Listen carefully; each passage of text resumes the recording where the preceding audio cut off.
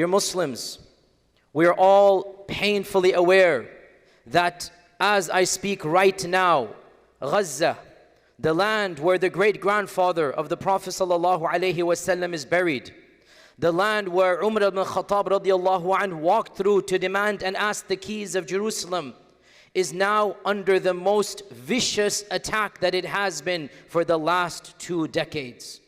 As we speak right now, today, Israel demanded from over 1.1 million people, over half of whom are children under the age of 18, to evacuate from Gaza or else face complete annihilation.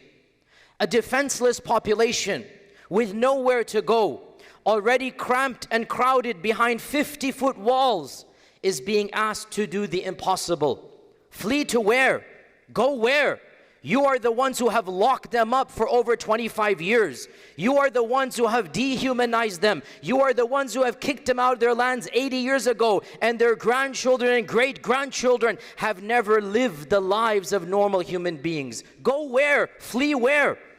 Dear sisters and brothers, one of the most obvious biases that we must call out and acknowledge, one of the most obvious biases of all human beings, including us, is internal group favoritism. We favor our own over others. And at some level, it is almost impossible to overcome this bias. If my son is involved in fighting with another person, almost always my heart will make some excuses for what my son does and overlook the injustices of my son and concentrate more on what the other person does to cause my son to fight. But this internal bias, it might be excused if there's a fight that is somewhat equivalent, if there's a punch here and a punch there, if there's a curse here and a curse there. However, when one side is desperately using violence, when one side is completely and totally unjustified, then we cannot excuse ourselves by saying, oh, this is group bias. And what we are seeing right here, we must call this out for what it is. This conflict that we are seeing is not between two equivalent groups of people, not at all. On the one side, we have one of the most militarily powerful apartheid regimes, one of the last settler colonialist enterprises in the modern world. And on the other side, we have largely defenseless 2 million civilians, uprooted refugees in their own homelands. There is no equality. There is no parity. We are literally witnessing in real live time on the media, from our politicians, from our president all the way down, from so many celebrities, from so many voices of power, the blatant and continued dehumanization of the one side, the ignoring of the plight of one side, and that side is Palestinian and Muslim. The entire narrative is constantly framed as a specific condemnation of one group and the tactics of one group and the recent events that one group has done. Go listen to every interview. Go look at every press release. Go look at what our own president has said. It always hones in on the tactics of one group. We condemn this. Do you condemn that? Very well. That is a fair question to ask. But we have to ask in return, why is it that we have never once heard in over 80 plus years? Why is it that this deafening silence that we notice? Why is it that what is blatantly absent from every press release, from every interviewer, is the condemnation of war crimes against innocent Palestinian civilians? Where is the condemnation of the inhumane treatment, of the barbaric realities, of the blockages of the humanitarian efforts to over 2 million people? If you want me to condemn one tactic, are you willing to condemn 80 years of thousands of tactics?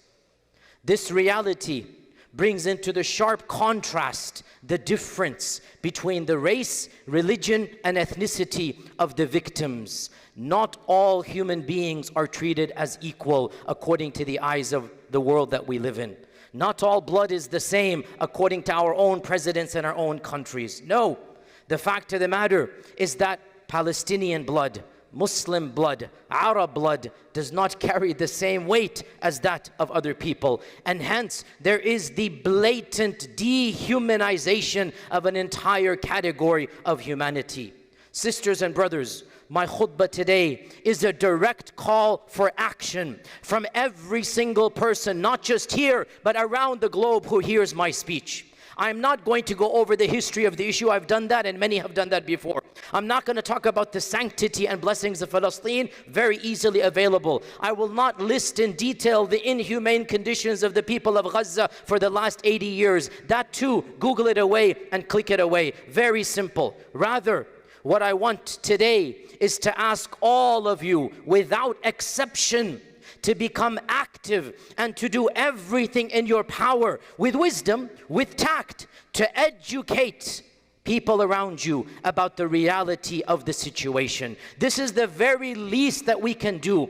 Every one of us, this is a call to action, to stand up, to learn yourself, and then to preach the truth to others. We must change the narrative. We must change the entire vision of what is happening in that land. And the only way that is going to happen is at the grassroots level, at the ground level. When you and I talk to our neighbors, our colleagues, our friends, when we get involved on social media, when we change one person at a time, when we eliminate ignorance from one person at a time, today is a blatant call for action. Today is the day that every one of us is going to get involved and try our best in the long run to change what is happening over there. The fact of the matter, brothers and sisters, is that many of us, we don't even know ourselves what to say. We are cornered. Our colleagues come, our bosses come, our corporations come. Unbelievably, corporations and universities in this country are blatantly getting involved in politics. What business does a corporation have releasing a statement? Why should a university get involved and take sides in a political matter? Unbelievably, across this country and in Europe and many Western countries, personalities, media personalities, Hollywood stars are getting involved in a political crisis, spreading misinformation. And anytime one of us stands up to educate, we are challenged. Do you condemn XYZ? What is your stance on whatever they might follow with that? And I have to stand here bluntly and say, we don't have to support a particular political party of Palestine. We don't have to defend a particular tactic when we want to defend the human rights of 2 million people of Gaza. This is what is called a red herring. This is what is called trying to change the subject. I am not here to talk about the tactics of one group. I'm not here to justify or not one specific action. I am here to talk about the plight of 2 million people who have been deprived of basic humanity for 80 plus years. What about them? Fine, you want us to condemn? We will condemn whatever you want, with the condition you be just and fair, and you condemn with the same anger you want us to condemn. You condemn what is happening for 80 plus years. Brothers and sisters, next time you are asked, do you condemn this or do you agree with this? Take a step back. Learn from the Quran and Sunnah. Learn from the Quran and even from the Old Testament. These are the tried and tested tactics of people before. Do you know one story in the Quran that this reminds me of? Fir'aun, the Pharaoh. The Old Testament tells us, the Quran tells us, the Pharaoh persecuted thousands of people. He killed tens of thousands of babies. He subjugated an entire civilization. The irony, the children of those civilizations are now subjugating others. He subjugated the children of Israel, and Prophet Musa was sent to them. Prophet Musa came to them. Moses, a figure we admire and the people of Israel admire. Moses went to Fir'aun, and in the process, you're all aware, Moses got involved with the fight with an Egyptian. He punched him. The Egyptian was accidentally killed. Fir'aun, the Pharaoh, after killing tens of thousands of people, after massacring thousands of babies, the Pharaoh accuses Moses of being the terrorist. And the Pharaoh says, you killed an innocent man. وَفَعَلْتَ فَعْلَتَكَ الَّذِي فَعَلْتَ وَأَنْتَ مِنَ الْكَافِرِينَ. Fir'aun accused Musa of being kafir. Can you get more ironic than that? The Pharaoh says to Musa, you are the kafir, meaning you are ungrateful. The Quran teaches us, if truth is truth, we speak it. What did Musa say? قَالَ فَعَلْتُهَا إِذَنْ. I did it, you're right. I accidentally killed somebody. وَأَنَا مِنَ الضَّالِّينَ. I made a mistake. But then he challenged the Pharaoh, and he went back to the Pharaoh, and he said, what right do you have to mention this one mistake of mine in light of all that you have done? وَتِلْكَ نِعْمَةٌ تَمُنُّهَا عَلَيَّ أَنْ عَبَّدْتَ بَنِي إِسْرَائِيلَ. You have subjugated the children of Israel. You have decimated and massacred them. By what right do you mention one small mistake and one small perk you gave to me in light of your own history? This is what the Quran teaches us. We flip the narrative. We change the script. Even if some of you feel we need to condemn a tactic, that is on you. Me personally, I will not apologize, and I will not have anything to say about what subjugated people do. But if somebody feels that they need to do that, as long as you move on to the bigger picture and you say, okay, how about what is happening there for 80 years? The seerah teaches us a similar incident. When the Muslims were expelled from Mecca, when the Quraysh killed and persecuted dozens of Sahaba, when Ammar saw his own parents, Yasir and Sumayya, literally shred into bits, when Bilal is dragged through the streets, when the Prophet ﷺ is attacked and attempted to be assassinated, and the Muslims flee for their own lives. In one skirmish, some of the Muslims were engaging the Quraysh in the sacred territory of Al-Haram and during the sacred months, and they killed one Qurashi. The Quraysh immediately began spreading news. Oh, look at these terrorists. They are killing a Qurashi on sacred grounds inside the Haram area in the sacred months, the Ashhur al-Hurum. These are the real terrorists. They are disobeying the law of Allah. They are disobeying every law known to us. And so this became problematic for the Muslims. What do we do now? I mean, technically, this Qurashi was killed in the sacred Haram, and he was killed in the sacred months. So the Muslims were perplexed. Allah revealed in the Quran, listen to this. وَيَسْأَلُونَكَ عَنِ الشَّهْرِ الْحَرَامِ قِتَالٍ فِيهِ. They ask you about fighting in the sacred months. They ask you about what happens when somebody's killed in the sacred months. And Allah says, and this is what we should say, قُلْ قِتَالٌ فِيهِ كَبِيرٌ. Killing anybody on sacred land and in sacred times, it is kabir, it is a sin. It is something that should not be done. Allah did not justify this. Allah did not sanction this. This is not something that theoretically is good to do. But then Allah subhanahu wa ta'ala speaks to the Quraysh, and Allah says to them, but you preventing people from coming to the Masjid al-Haram, expelling innocent people, massacring them, spreading your fitna and fasad, it is much bigger and a far greater crime than one person having died. وَالْفِتْنَةُ أَشَدُّ مِنَ الْقَتْلِ. And your chaos in the land is far worse than the killing of one person that you are angry about. This is what we call Islamic justice. Muslims, we do not need to defend tactics. Muslims, we do not need to defend that which the general rule of humanity and a people of faith says should not be done. Because we know the general rule of all societies, of all people of faith, of international law, and yes, of our Sharia, is that innocent people should not be killed. Innocent women, innocent children who do not pose any threat should be spared. And we preach this publicly and we say it unabashedly. But we also point out, not to justify, not to condone, but to educate, to contextualize, to illustrate the reality of war. Again, not to validate, but to educate, that the targeting of innocents during times of war, during times of conflict, this is a brutal reality that happens across the globe. And the very people, the very organizations, the very countries that are pointing fingers are themselves guilty of far greater crimes in this exact same genre. Once again, I have to be super careful. Every word I say will be taken by Fox News and by Memory and others and misquoted. So I must be careful. This is not a justification. This is a contextualization. This is an education so we understand war is brutal and sometimes things happen in war that nobody wants to happen. Our own country of America, which of course claims to follow international law and usually says we should not kill innocent civilians. United Kingdom that has also signed on to these international treaties. During World War II,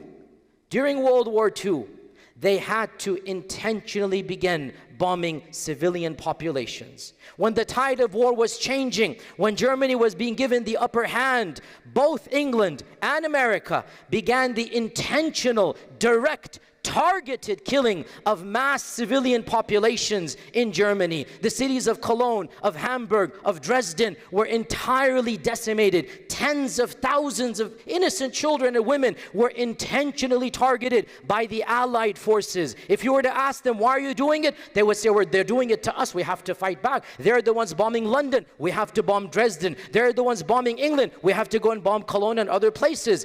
Wars, sometimes the retaliation occurs that is beyond the laws of the land. And again, let us not forget, sisters and brothers, the awkward reality. It is an awkward reality, no justification, but facts are facts, that when the war was shifting, when Germany was seeming to have the upper hand, our country, America, spent the equivalent of over $30 billion on the Manhattan Project. And do you know what the Manhattan Project was? The Manhattan Project was an intentional research and survey to create the deadliest bomb hitherto unknown to mankind. They wanted to create the atomic weapon, and the purpose of that weapon was what? It wasn't to bomb the forces of the Germans. It wasn't to annihilate the soldiers. It was intended to create the largest group of mass civilian casualties that the world had ever seen. Groups of scientists, groups of engineers, groups of physicists, they came together in secret locations for years on end. Billions of dollars were spent, and the explicit purpose, no peace, no cancer research, no nothing. We want to create the most effective bomb to kill whom? Civilians. And what happened? How did World War II come to an end? We all know this reality. Our country, with our tax-paying dollars, used the largest and the most effective and destructive weapons known to mankind, the atomic bomb, and intentionally targeted not the forces of the Germans, not the forces of the Japanese. They intentionally targeted 2 civilian cities, Nagasaki and Hiroshima, and over 250,000 women and children, innocent civilians, were intentionally targeted. The president and his advisors sat in front of a map and they debated the pros and cons of which city should be killed. Which American went to jail for that? Which American ever was court-martialed? Which country ever had to apologize for that? Again, this is not a justification. It is a contextualization. Those who point fingers, those who say, why are you killing innocent civilians? We say back to them, how come you did much worse during your own wars? If you thought you were justified because one of your naval bases was attacked, Pearl Harbor, if you thought you were justified in killing 250,000 people, I want that number to sink in, 250,000 innocent people. And you know the worst part? They intentionally chose mid-sized cities. They didn't want too large, they didn't want too small, to send the right message, what we can do. The evil nature of wanting to kill 200 and the entire city's wiped out. Excuse me, you have no right to point fingers at another group that might be doing things unethical. I'm not justifying, again for the record, I'm not justifying, but I'm sorry, you have no right to point your fingers at a group that is doing much less than what you yourself have done in response to much worse that was ever done unto you. History, sisters and brothers, makes you powerful. History educates you. And if you know your facts and you know your realities, no one can defeat you in a debate. The purpose, once again, is not to justify, but merely remind us that those people who are most eager to point fingers are usually the most guilty of having done the same crimes. As for me, I have no qualms stating loudly and clearly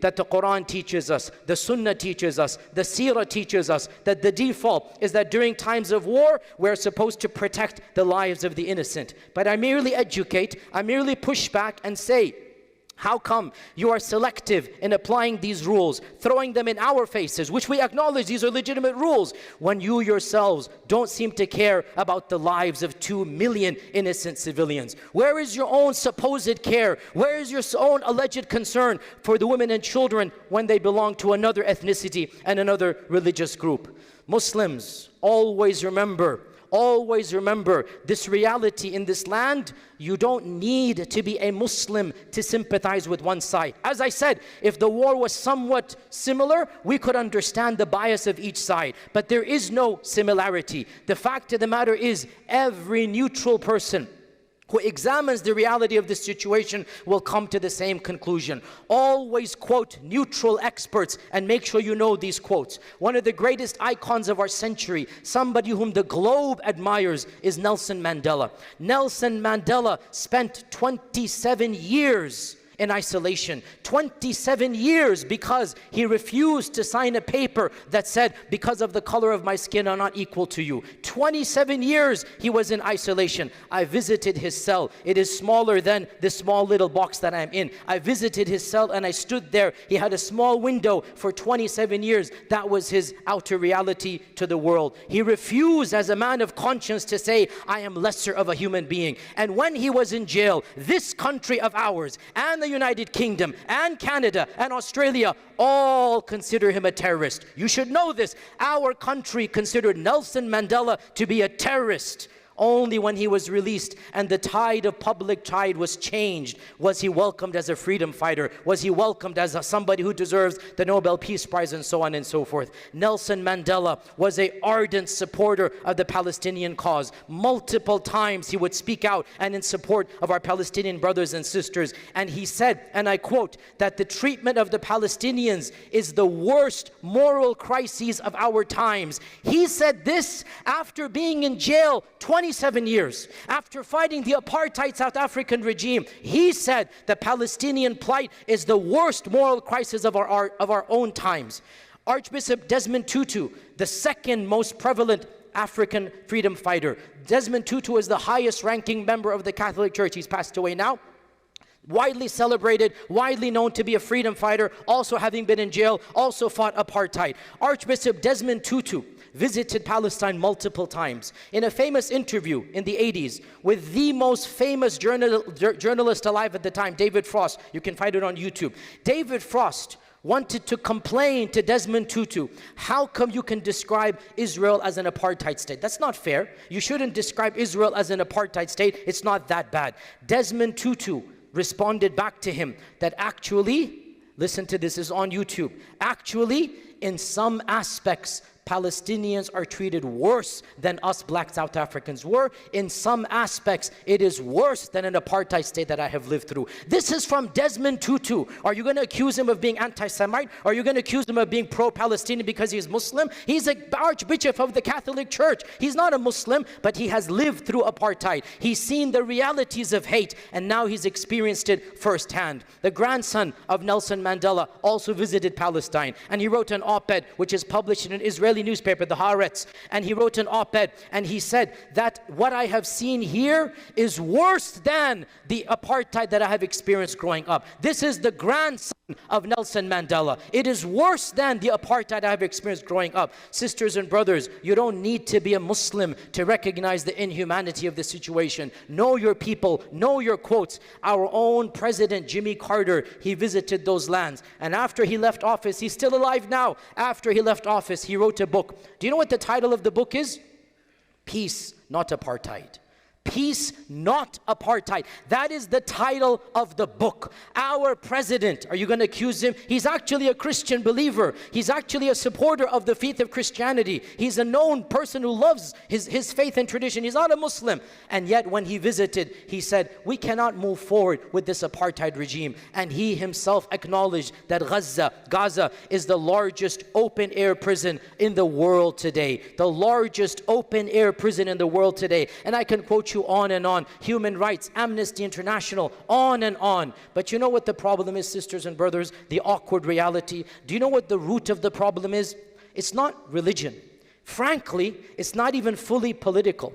The brutal and raw fact of the matter is that so many people on our side of the world, in spite of our education, in spite of our achievements, in spite of we're living in such an enlightened era, so many people are still completely and totally wed to the notion of the superiority of their own race over that of other people. The root of the problem, frankly, is a racist outlook on the Palestinians and the Arabs and the Muslims. The root of the problem is the superiority complex that they don't view Palestinian blood and Arab blood and Muslim blood to be equal to their own. And therefore, when they see all that is happening, when they see all of the tactics fanatics, their hearts do not stir. There is no emotion because they view themselves and their race and their faith as being more human than that of others. And this is what we see around us when we listen to interviews, when we see the tweets, when we see the endorsements from politicians. SubhanAllah, sisters and brothers, you know,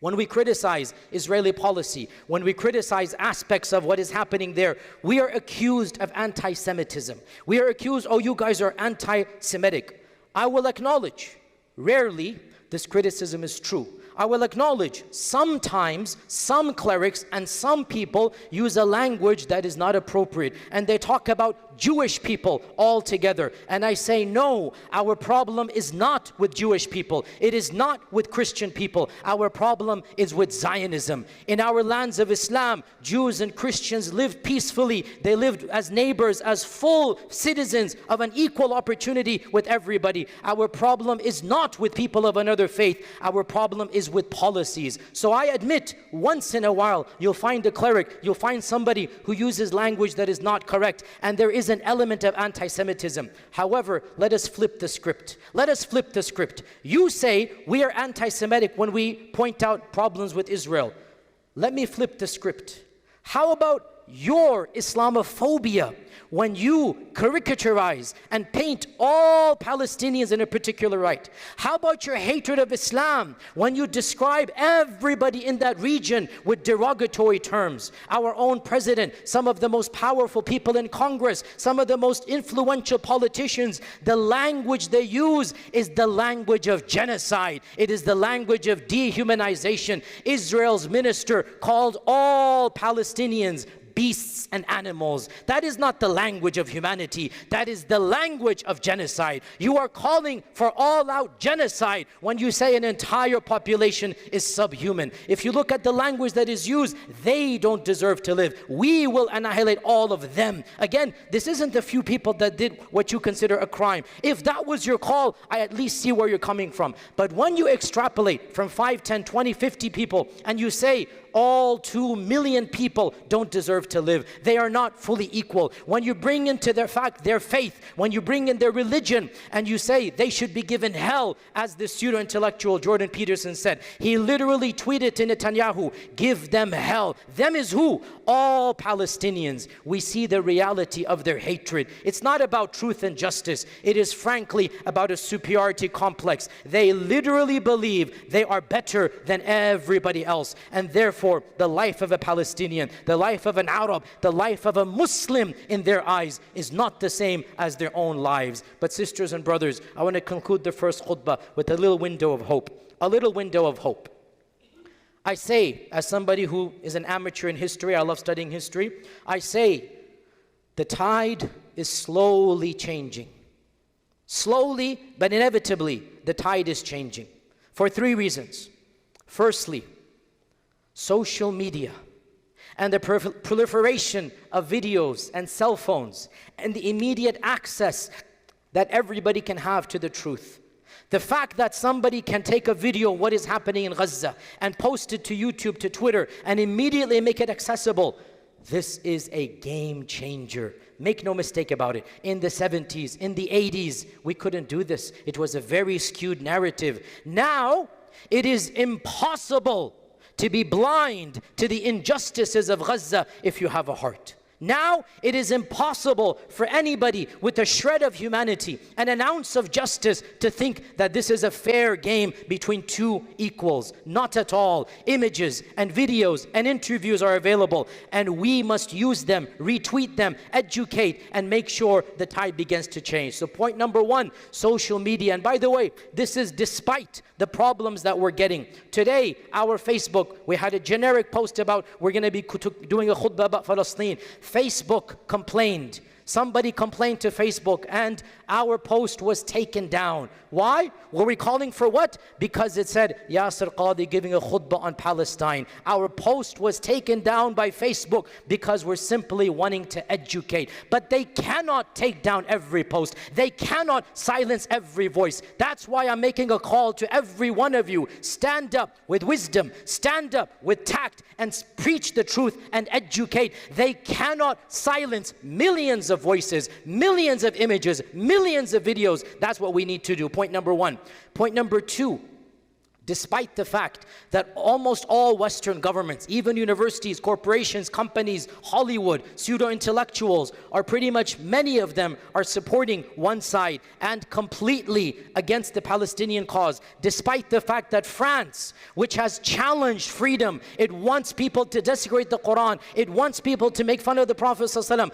France has banned protests when it comes to Palestine. Germany has banned protests when it comes to Palestine. England is thinking of criminalizing holding a Palestinian flag. Look at the irony of free speech. Where is the free speech when our Prophet ﷺ is being insulted? You told us to shut up and sit down and let us do what we want to do. When we're clamoring for human rights, all of a sudden it is illegal in England, in France. It is illegal in Germany.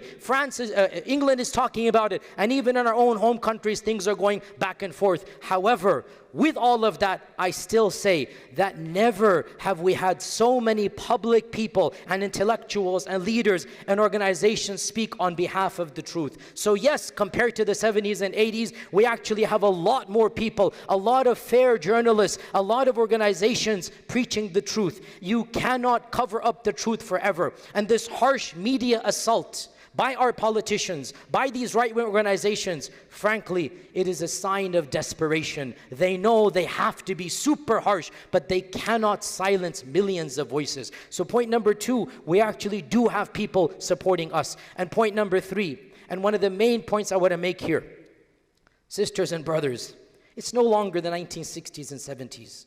The world has changed radically, and one of the things that it has changed in is demographics. We, as American Muslims, are no longer a very small minority. We're still a minority, but you cannot compare to how we were 40, 50 years ago. Within a decade, we American Muslims will be the second largest religion in this country. Right now, we're the third, Christianity, Judaism, then Islam. Within a decade, Muslims are going to be more than any other faith except Christianity. In Canada, in Australia, and in England, Muslims are already the second largest demographics after Christianity. In France, Muslims are definitely the second largest demographics.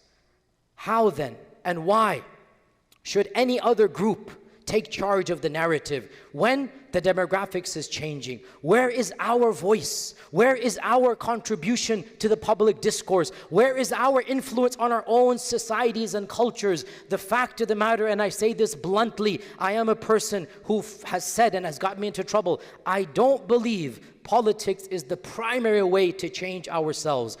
That's what I say. I could be wrong. Even if it's not the primary way, it is the secondary way. The primary way, iman. The primary way, internally. That's what I believe. I could be wrong. My personal interpretation, number one mechanism, ourselves. But number two, without a doubt, tie your camel and then trust in Allah. We have to tie our camel. We have to be involved in the media, involved in politics, involved in influencing others. And now, Muslims in all of these lands, we do have a potent force if only we came together and we actually mobilize. The sad reality, many of us live disconnected lives from our culture and lands. Many of us are apolitical. Many of us don't want to get involved, but that's not how change occurs. Why is one narrative more than the other? Because one group of people influenced it. This is not sinister. This is not cabal, Illuminati theories. This is politics. When you get involved and you campaign and you lobby and you raise funds and you influence, this is what happens.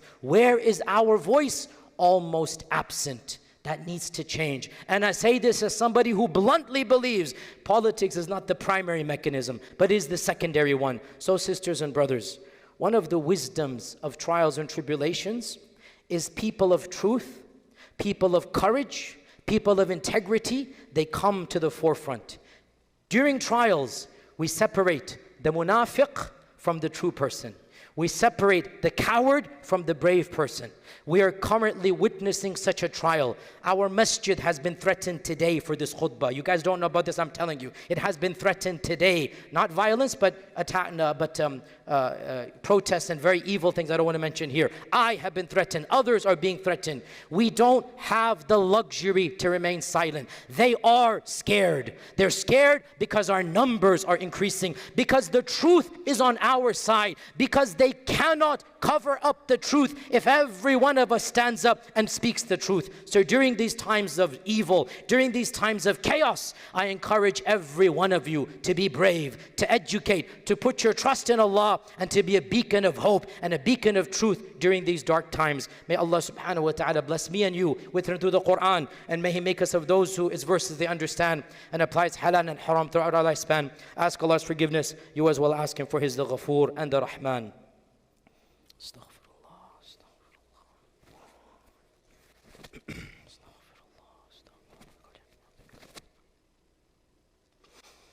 الحمد لله الواحد الأحد الصمد الذي لم يلد ولم يولد ولم يكن له كفوا أحد وبعد. I reiterate my main point, sisters and brothers. I reiterate my point not just to us sitting here, but to every person who sees this khutbah and sermon around the world. This is a call of action.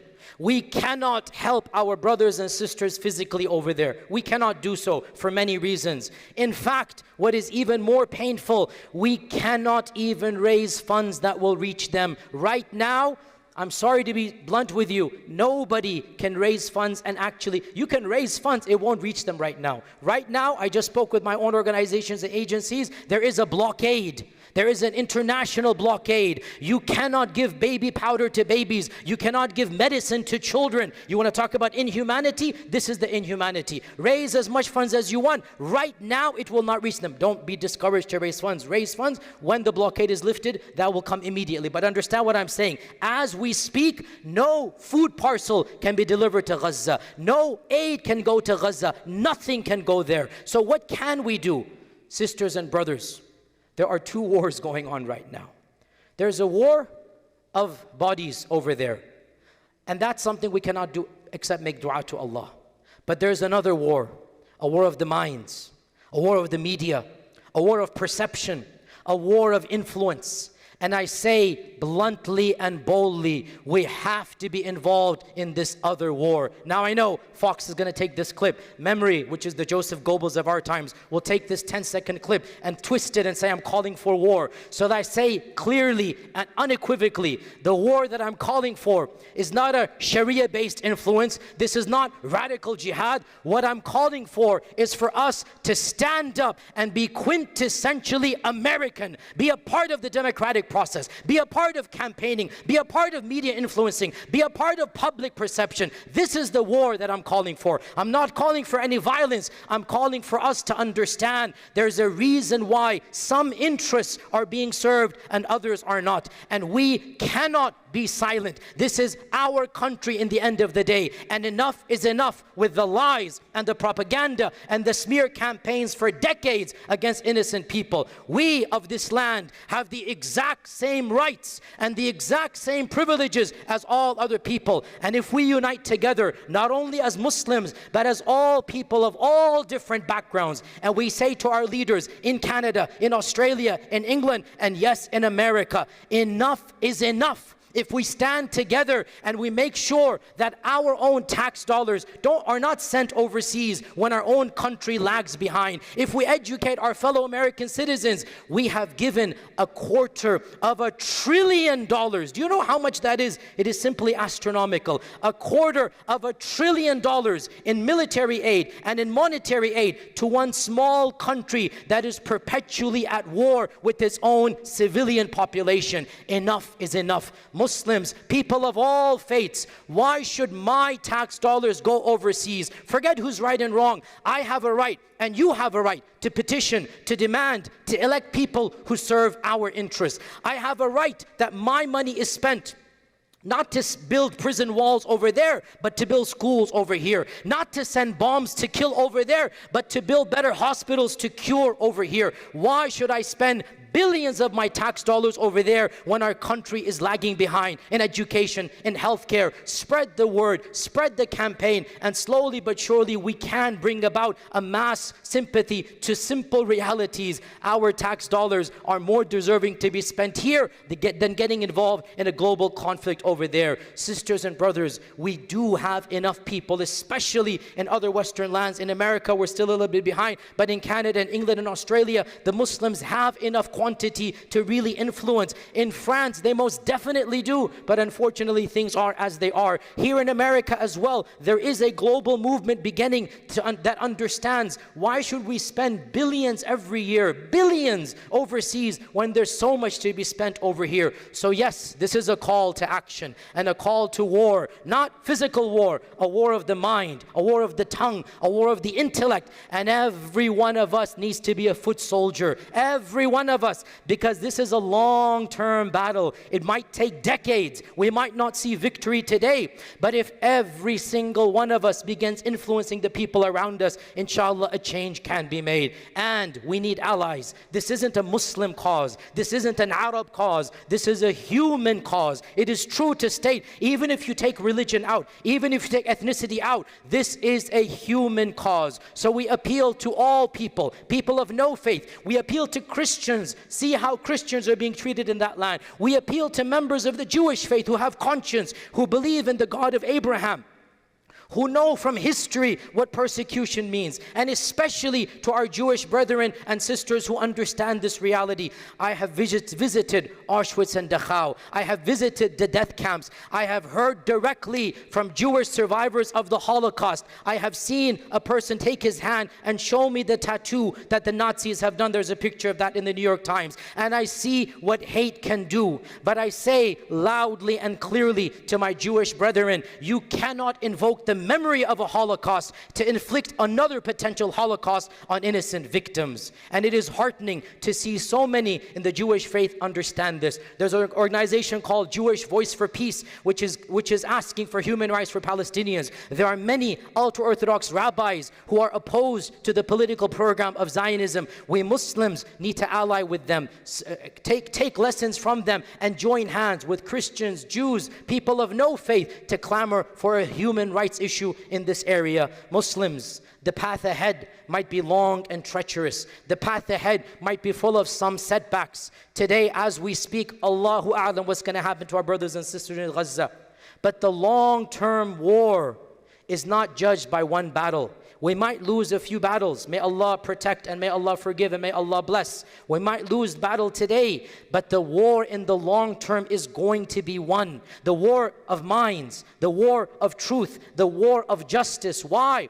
Because Allah subhanahu wa ta'ala clearly says in the Quran that the truth shall always prevail over falsehood. جَاءَ الْحَقُّ وَزَهَقَ الْبَاطِلِ إِنَّ الْبَاطِلَ كَانَ زَهُوقًا. The truth has come and batil has been vanquished, and the truth shall always destroy falsehood. Put our trust in Allah. Look forward in the long run. Realize long-term victory might have some setbacks, but if every one of us gets involved, if every one of us does our part, if every one of us gets involved in the war of the minds and the war of the intellect and the war of the media, insha'Allah ta'ala, insha'Allah, in our own lifetimes, we will see the change of tide having completely gone. And that is the promise of Allah subhanahu wa ta'ala, and Allah's promise is never going to be vanquished. Sisters and brothers, in the salah today, we're going to follow the sunnah of the Prophet sallallahu alaihi wasallam in the second rak'ah and make dua.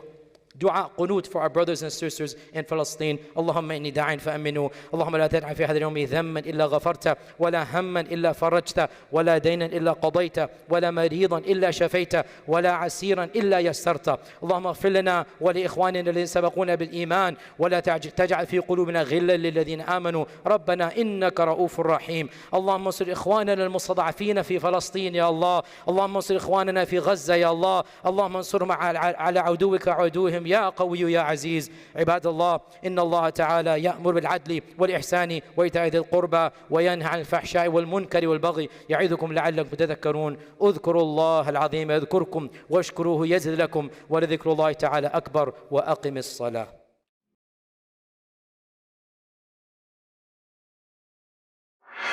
Introducing the One Islam TV app, the ultimate destination to learn about Islam with hundreds of educational videos, lessons, and documentaries.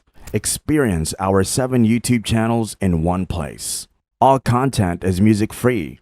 Download the One Islam TV app now from the Apple or Google Play Store today.